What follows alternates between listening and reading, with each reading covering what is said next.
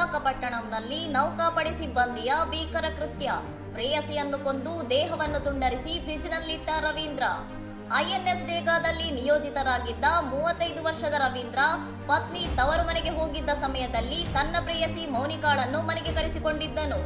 2021ರಿಂದ dating app ಮೂಲಕ ಪರಿಚಯವಾಗಿದ್ದ ಇಬ್ಬರ ನಡುವೆ ಹಣಕಾಸಿನ ವಿಚಾರವಾಗಿ ವಾಗ್ವಾದ ನಡೆದಿದ್ದು, ಸಿಟ್ಟಿನ ಭರದಲ್ಲಿ ರವೀಂದ್ರ ಮೌನಿಕಾಳನ್ನು ಇರಿದು ಕೊಂದಿದ್ದಾನೆ. ಕೊಲೆಯ ನಂತರ ಸಾಕ್ಷ್ಯ ನಾಶಪಡಿಸಲು ಮೌನಿಕಾಳ ದೇಹವನ್ನು ತುಂಡುಗಳಾಗಿ ಕತ್ತರಿಸಿದ ರವೀಂದ್ರ ಕೆಲವು ಭಾಗಗಳನ್ನು ಚೀಲದಲ್ಲಿ ತುಂಬಿಸಿ ವಿಲೇವಾರಿ ಮಾಡಿದ್ದರೆ ಇನ್ನು ಕೆಲವು ಭಾಗಗಳನ್ನು ಮನೆಯ ಫ್ರಿಜ್ನಲ್ಲಿ ಬಚ್ಚಿಟ್ಟಿದ್ದನು. ಮೌನಿಕಾ ತನ್ನಿಂದ 3.5 ಲಕ್ಷ ರೂಪಾಯಿ ಪಡೆದಿದ್ದಳು ಮತ್ತು ಸಂಬಂಧದ ಬಗ್ಗೆ ಪತ್ನಿಗೆ ತಿಳಿಸುವುದಾಗಿ ಬೆದರಿಕೆ ಹಾಕುತ್ತಿದ್ದಳು ಎಂದು ಆರೋಪಿ ರವೀಂದ್ರ ಪೊಲೀಸರ ಮುಂದೆ ಶರಣಾಗಿ ತನ್ನ ತಪ್ಪೊಪ್ಪಿಕೊಂಡಿದ್ದಾನೆ. ಘಟನಾ ಸ್ಥಳಕ್ಕೆ ಧಾವಿಸಿದ ಪೊಲೀಸರಿಗೆ ಫ್ರಿಜ್ನಲ್ಲಿ ದೇಹದ ಭಾಗಗಳು ಪತ್ತೆಯಾಗಿದ್ದು, ಮೌನಿಕಾಳ ತಲೆ ಕಾಣೆಯಾಗಿದೆ. ತಲೆ ಪತ್ತೆ ಹಚ್ಚಲು ವಿಶೇಷ ತಂಡ ರಚಿಸಲಾಗಿದ್ದು ತನಿಖೆ ಮುಂದುವರೆದಿದೆ. ಇನ್ನಷ್ಟು ಸುದ್ದಿಗಳಿಗಾಗಿ ನೋಡ್ತಾ ಇರಿ ಸೌರಂ ಟಿವಿ.